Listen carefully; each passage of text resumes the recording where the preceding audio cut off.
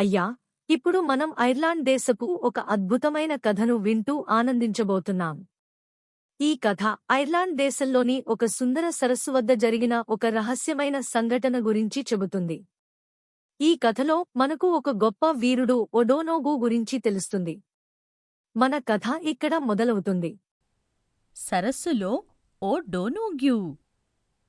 ఒకప్పుడు ఇంగ్లాండ్లోని లౌగ్లీన్కు చెందిన ఓ డోనూగ్యూ అనే దయగల శక్తివంతమైన మహారాజు ఉండేవాడు. అతను చాలా మంచి మనస్తత్వమున్న మహారాజు. అక్కడి ప్రజలందరూ అతన్ని ఎంతో ప్రేమించేవారు. అలానే ఎంతగానో ఆరాధించేవారు. ఆ మహారాజు చూడ్డానికి చాలా అందంగా ఉండేవాడు. అలానే చాలా తెలివైనవాడు మరియు అనేక క్రీడలలో మంచి పేరు పొందినవారు. జంతువులను వేటాడడం, గుర్రపు స్వారీ మరియు ఈతలలో అతనికి సాటి ఎవ్వరూ ఉండేవారు కాదు. అతను తన భార్య ఐలీన్తో కలిసి రోస్కోటా అనే రాజ్యంలో నివసించేవాడు. అతని రాజ్యం చాలా పెద్దది. అతను తన కోటలో అనేకమంది సేవకులను నియమించాడు. కాని వారిని సేవకుల్లాగా కాకుండా తన సొంత మనుషుల్లాగా చూసుకునేవాడు. అందువలన ఆ సేవకులు మహారాజుని ఎంతో ప్రేమించేవారు, గౌరవించేవారు.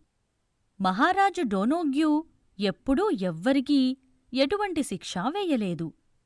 తన రాజ్యంలోని ప్రజలు ఎవరైనా పన్నులు కట్టకపోయినా సరే మహారాజు ఎటువంటి శిక్షలు అమలుపరిచేవాడు కాదు. అంతేకాకుండా సాధ్యమైనంత ఉత్తమ మార్గాల్లో వారికి సహాయం చేసేవాడు. ఆయన వినయ స్వభావం కారణంగా ప్రజలందరూ అతన్ని ప్రేమించేవారు. అతను రాజ్యంలోని వీధుల గుండా ప్రయాణించినప్పుడల్లా అక్కడి పెద్దలందరూ అతన్ని మనస్ఫూర్తిగా ఆశీర్వదించేవారు. అతను ఎన్నో రకాల పుస్తకాలను చదివి నేర్చుకోవాల్సిన ప్రతి విద్యనూ నేర్చుకున్నాడు. అతను చెయ్యలేనిదంటూ ఏమీ లేదు. అతనిలో మరో ప్రత్యేకమైన విషయం ఉంది. అతను కోరుకున్న ఏ ఆకారంలో లేదా ఏ రూపంలోకి అయినా తనను తాను మార్చుకునే ఒక మాయాశక్తి అతనికి ఉంది. కాని దురదృష్టవశాత్తు అతనికి ఉన్న శక్తిలో ఒక చిన్న లోపం ఉంది. అదేంటంటే వారు వేరే ఆకారంలోకి మారినప్పుడు ఎవరైనా మహిళ అరిచినట్టయితే అది శాపంగా మారి అతను ఎప్పటికీ ఆ ఆకారంలోనే ఉంటాడు.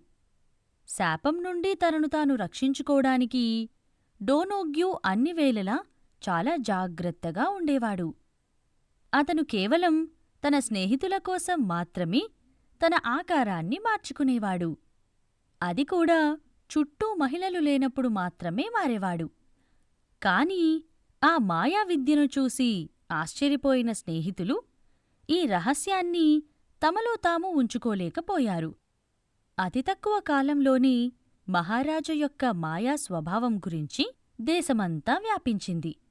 ప్రతి ఒక్కరూ అతని గురించి మరియు అతను చేయగల గొప్ప పనుల గురించి మాట్లాడుతూ ఉండేవారు.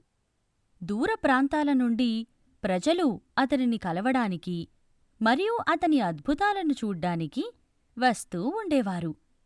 డోనోగ్యూ వారందరితో చాలా మంచిగా ఉండేవారు. అతను ఎవ్వరినీ నిరాశపరిచేవాడు కాదు. కాని అతను తనకు ఉన్న శాపానికి భయపడి ఏ మహిళ కోసం తన మాయాశక్తులు బయటపెట్టేవాడు కాదు.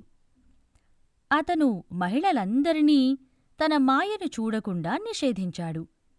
మహారాజు యొక్క ఆ మంత్రశక్తిని చూడ్డానికి అతని భార్యకు కూడా అనుమతి లేదు.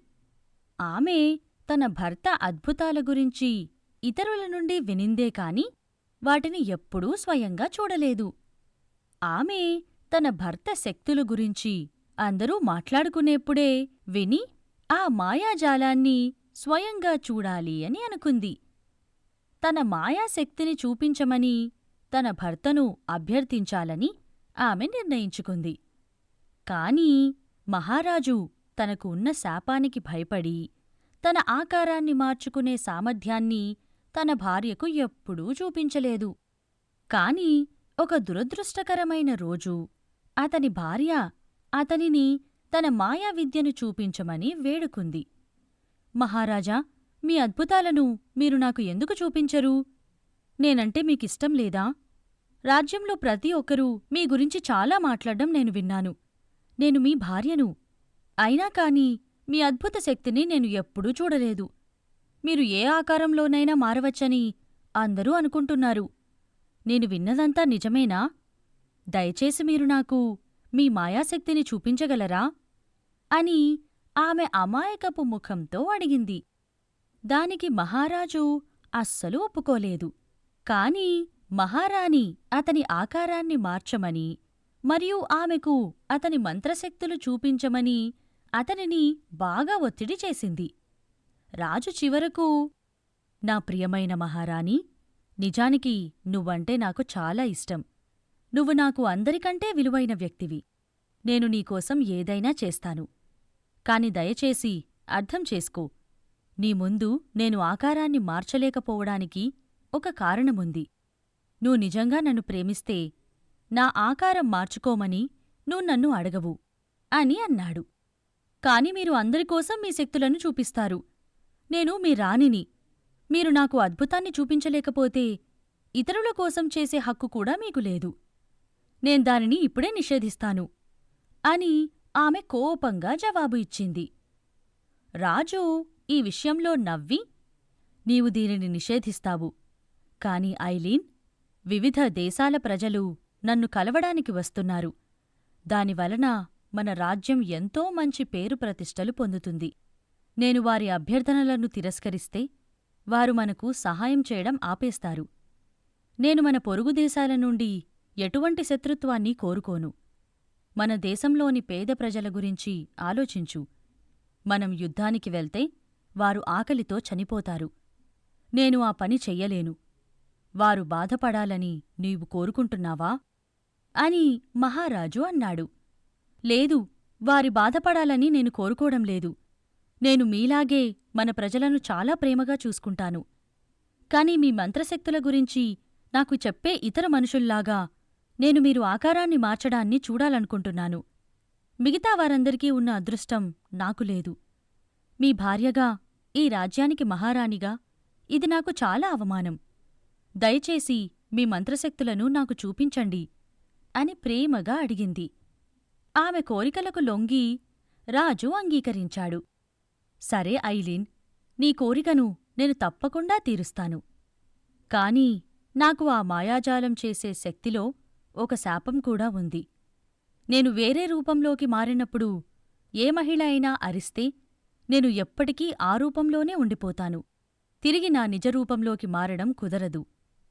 నేను ఆకారాన్ని మార్చడం చూసినప్పుడు నీవు భయపడవచ్చు. కాని నీవు భయంతో అరవనంతవరకు నేను నా మానవ ఆకారానికి తిరిగి రాగలను. అందువల్ల నీవు నా జీవితానికి విలువ ఇస్తే నేను నా ఆకారాన్ని మారుస్తున్నప్పుడు నువ్వు భయపడకుండా నిశ్శబ్దంగా ఉండాలి అని అన్నాడు. రాణి భయపడనని, అలానే మౌనంగా ఉంటానని మహారాజుకి మాట ఇచ్చింది. ఆ తరువాత డోనోగ్యూ ఐలీన్ నుండి కొన్ని అడుగుల దూరం నడిచి ఆకాశం వైపు చేతులు ఎత్తాడు. ఒక్క క్షణంలో అతను ఒక అందమైన నల్లగుర్రంలా మారాడు. అతను రాజభవనమంతటా హుందాగా పరిగెత్తాడు. అది చూసి ఐలీన్ చాలా సంతోషించింది. ఆ ఆనందంతో ఆమె చప్పట్లు కొట్టింది. మరుసటి నిమిషం రాజు చేపగా మారాడు. అతను అలా ఎలా చేశాడో ఎవ్వరూ చూడలేకపోయారు. అతను కోట యొక్క చాలా ఎగువన ఉన్న ఒక చిన్న కొలనులోకి ఎక్కి దానిలో ఈత కొట్టడం ప్రారంభించాడు. కొలనులోని నీరు వేగంగా తిరిగే వరకు అలా అది గుండ్రంగా మరియు చుట్టూ తిరుగుతూ ఉంది. వెంటనే ఆ చేప యొక్క ఈతలో వేగం పెరిగింది. వెంటనే ఆ కోట అంతా గుండ్రంగా తిరగడం మొదలయ్యింది. అది చూసి రాణి చాలా భయపడింది. తన వాగ్దానాన్ని మర్చిపోయి పెద్దగా అరిచింది. ఆ అరుపు వలన రాజు శపించబడ్డాడు. అతను జీవితాంతం చేపగా మిగిలిపోయాడు. ఇప్పుడు అందమైన చేపగా ఉన్న మహారాజు రాజభవనం నుండి సమీపంలో ఉన్న ఒక సరస్సులోకి దూకాడు. ఆ తరువాత అతను మళ్ళీ ఎవ్వరికీ కనిపించలేదు. ఈ కథ మనకు నేర్పే పాఠం: మనం ఏదైనా పని చేసినప్పుడు దానిలో నిజాయితీ, కష్టపడటం ముఖ్యం. మీరు మరిన్ని కథలను ఆపిల్ లేదా ఆండ్రాయిడ్ యాప్ స్టోర్స్ నుండి స్టోరీ వేవ్స్ యాప్ డౌన్లోడ్ చేసి ప్రపంచవ్యాప్తంగా వివిధ సంస్కృతుల నుండి అన్వేషించవచ్చు. స్టోరీ వేవ్స్ సభ్యత్వం నెలకు $1 కంటే తక్కువగా ఉంటుంది. ఇది మీ కుటుంబానికి నాణ్యమైన కథలను తీసుకురావడానికి అత్యంత సరసమైన మార్గాలలో ఒకటి. అన్ని కొత్త కథలు స్టోరీ వేవ్స్ యాప్లో అందుబాటులో ఉన్నాయి మరియు అత్యంత ఉత్సాహభరితమైన కంటెంట్ యాప్లో మాత్రమే అందుబాటులో ఉంటుంది. యూట్యూబ్ ఛానల్కు సభ్యత్వం తీసుకోండి మరియు ఇన్స్టాగ్రామ్, టిక్టాక్ మరియు స్పాటిఫైలో స్టోరీ వేవ్స్ను ఫాలో చేయండి వచ్చే కంటెంట్ గురించి అప్డేట్ల కోసం. మీరు చూడటానికి ధన్యవాదాలు.